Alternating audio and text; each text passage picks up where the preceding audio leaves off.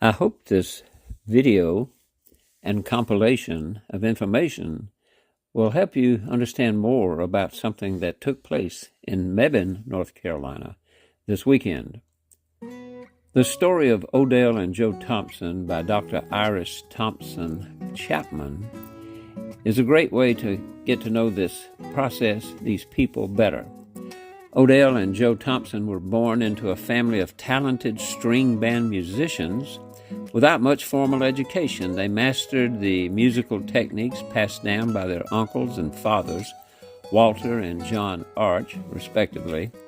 Joe said to have begun playing the fiddle at 5 years old, joined his older brother, Nathaniel, or Nate, and his father in playing for square dances and frolics. Some say 3 nights for whites and 3 nights for blacks.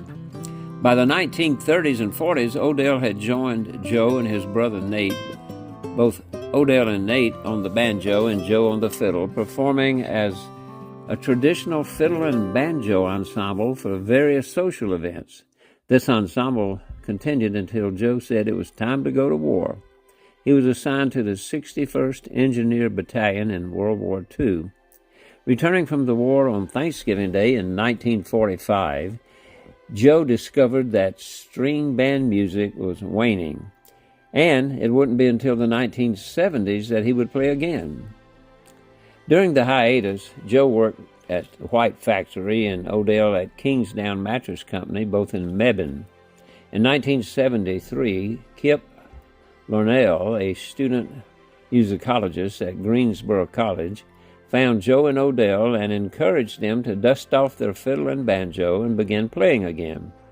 This time, Joe and Odell, the new duo, replaced their fathers and brought string band music into the 21st century. They achieved local, national, and international acclaim for their unique talents, winning the Brown Hudson Award from the North Carolina Folklore Society, the North Carolina Heritage Award, and the Folk Heritage Award. Joe was named one of the 12 recipients of the 2007 National Endowment for the Arts National Heritage Fellowships, the nation's highest honor in the folk and traditional arts.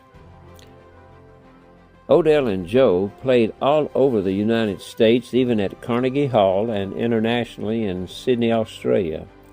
At the Festival of the American Fiddle Tunes, groups of musicians came together to learn a particular style of play, and sometimes children were a part of the music learning labs. Odell and Joe were often teachers of these classes, and most of the time their bands won the competition and won them the title, the Jodell Band. The names Joe and Odell are synonymous with the revival of African American string band music. What binds all of the different strings of their lives together was their deep love for music and its power to bring people together. 2 of our partners for the hook and line in this past weekend in Mebane, Rhiannon Giddens and Justin Robinson. They were founding members of the Carolina Chocolate Drops, a black string band found in 2006, inspired by Joe Thompson's music. Today, Rhiannon and Justin continue making music and inspiring future generations. Joe Thompson loved to tell folks about how he learned to play hook and line at the age of 6. On this weekend's event, hook and line music headliners Rhiannon Giddens and Justin Robinson performed that song. Brad Spencer is a brick sculptor known for his sculpture Knee to Knee in the Mebane Community Park, which honors legendary musicians Joe and Odell Thompson. The sculpture was created in 2020, but a public dedication was prevented due to the pandemic, and people couldn't gather. It was dedicated this weekend. The sculpture honors the Thompson cousins, who were influential black musicians in North Carolina old-time music scene. And the Chocolate Drops were there today. Brad Spencer is a sculptor from Reedsville. Learn more about him and how he puts this thing together and makes it come alive from just a stack of bricks.